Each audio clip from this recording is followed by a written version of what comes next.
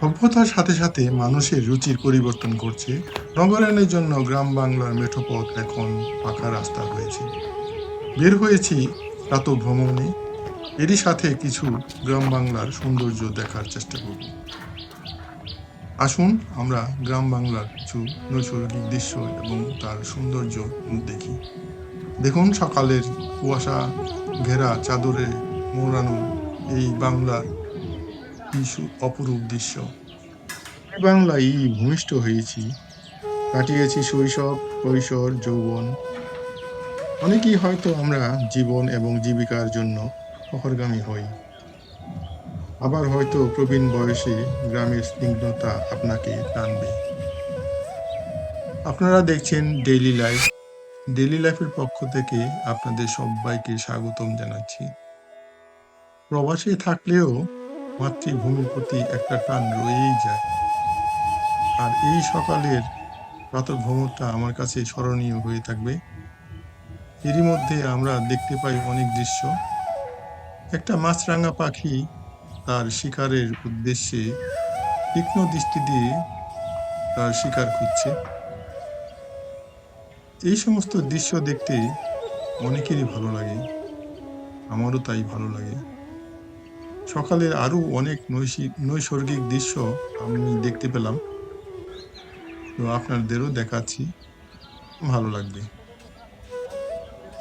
এরই মধ্যে বাংলার একটা জনপ্রিয় গান মনে পড়ে গেল।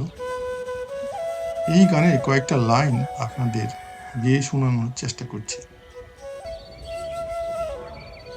আমি বাংলায় গান গাই, আমি বাংলার গান গাই, আমি আমার আমিকে চিরদিন এই বাংলায় খুঁজে পাই।